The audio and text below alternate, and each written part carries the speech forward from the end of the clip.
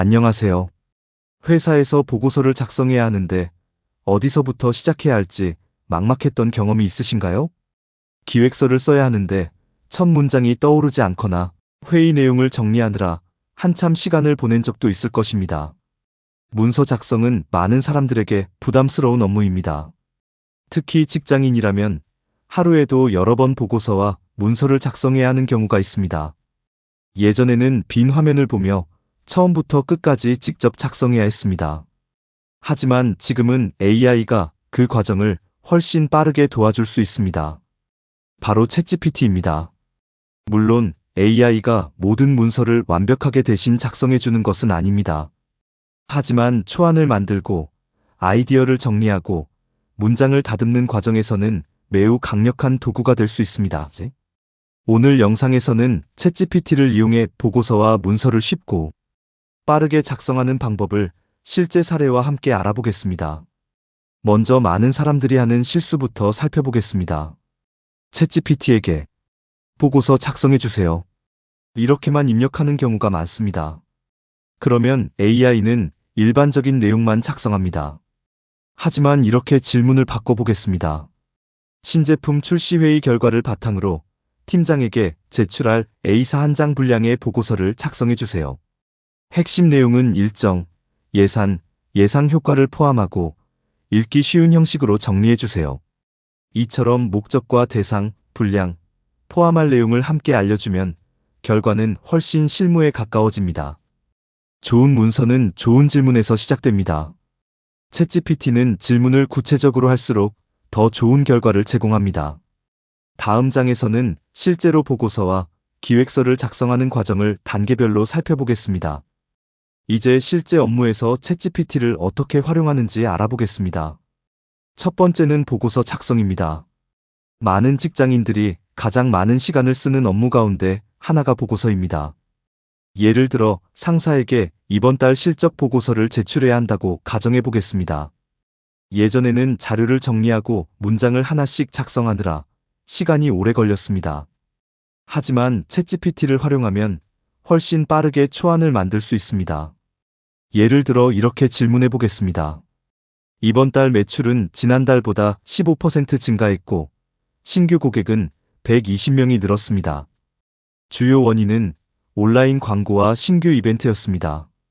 이 내용을 바탕으로 임원 보고용 보고서를 작성해 주세요.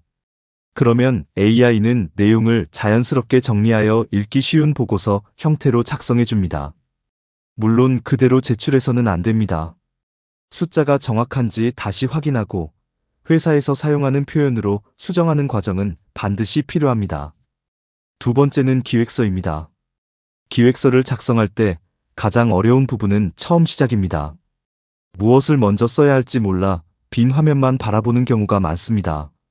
이럴 때 챗GPT에게 먼저 큰 틀을 요청해 보십시오. 예를 들어 사내 AI 교육 프로그램 기획서 목차를 만들어주세요. 라고 입력하면 기획 배경, 목적, 교육 대상, 교육 일정, 예산, 기대 효과 등 기본 구조를 제안해 줍니다.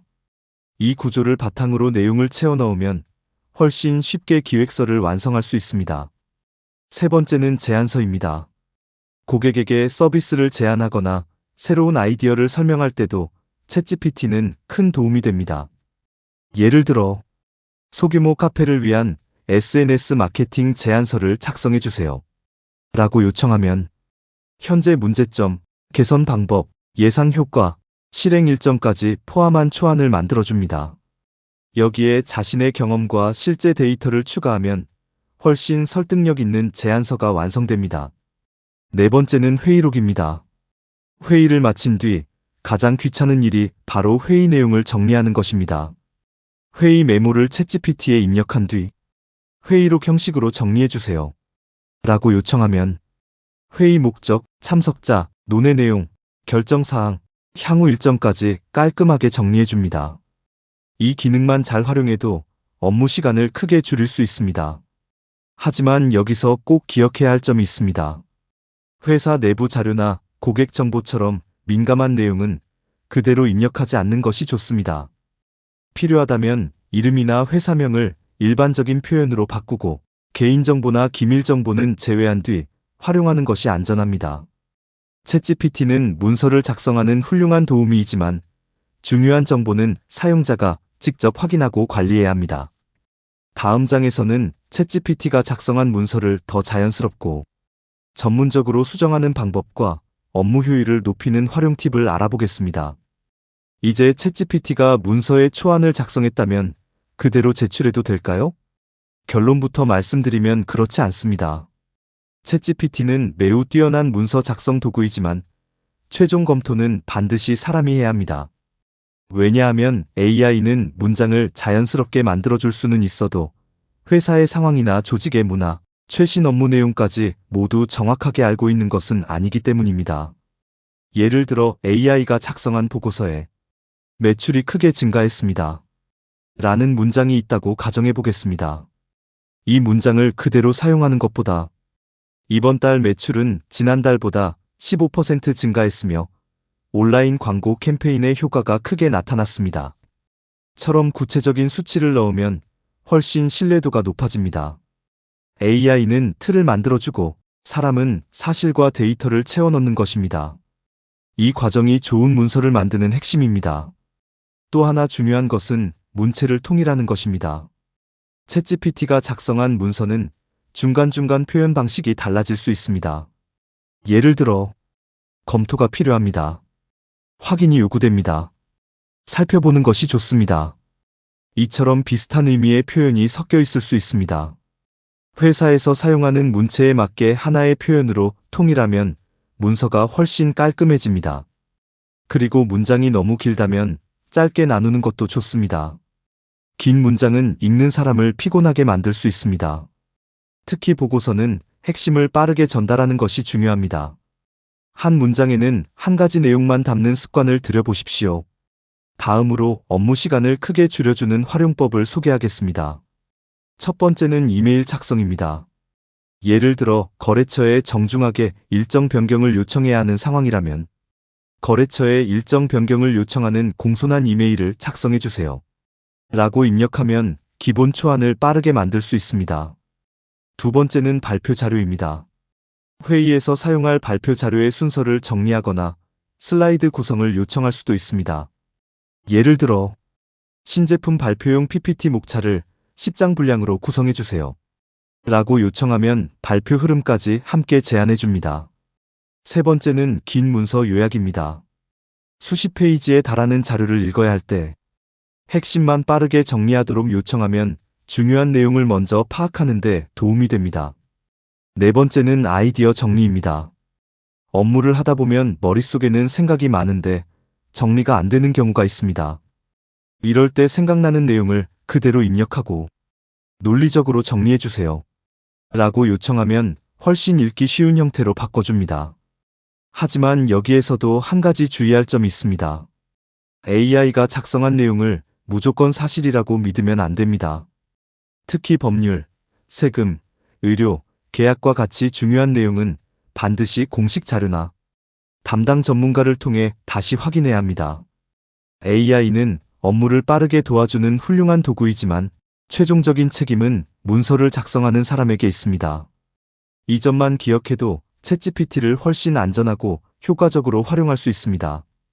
다음 장에서는 오늘 배운 내용을 정리하고 챗GPT를 이용해 문서 작성 능력을 꾸준히 향상시키는 방법을 함께 알아보겠습니다.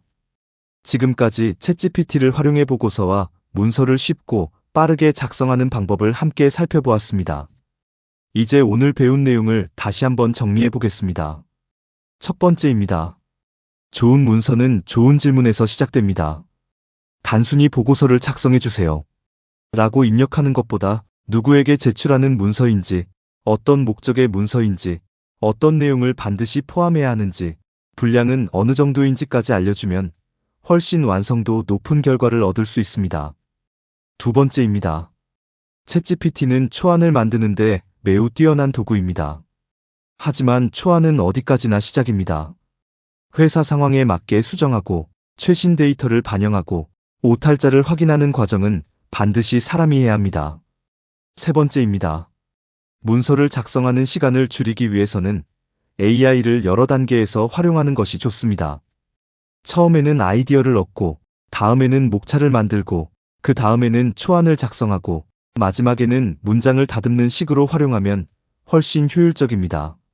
이렇게 하면 처음부터 끝까지 혼자 작성할 때보다 훨씬 빠르게 업무를 마칠 수 있습니다. 네 번째입니다.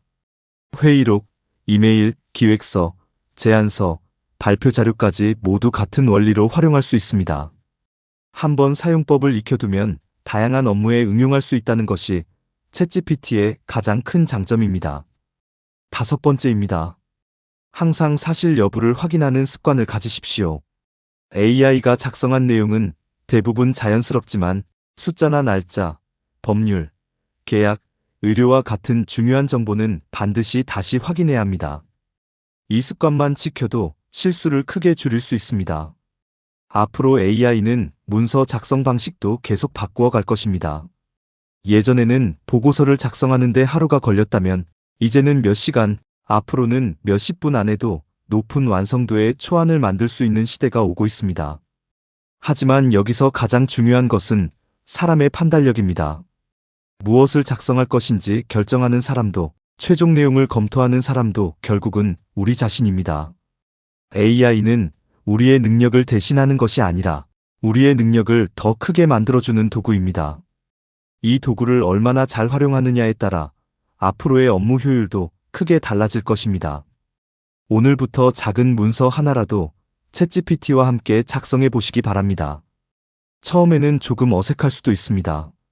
하지만 몇 번만 반복해보면 문서를 작성하는 속도와 품질이 눈에 띄게 달라지는 것을 직접 경험하게 될 것입니다. 다음 시간에는 많은 분들이 가장 궁금해하시는 주제를 준비했습니다. 바로 챗GPT로 엑셀과 데이터를 쉽게 분석하는 방법입니다. 복잡한 표를 정리하는 방법, 함수를 쉽게 만드는 방법, 데이터를 빠르게 분석하는 방법까지 실무에서 바로 사용할 수 있는 활용법을 실제 사례와 함께 자세히 알려드리겠습니다. 끝까지 시청해주셔서 진심으로 감사드립니다. 다음 영상에서 다시 찾아뵙겠습니다.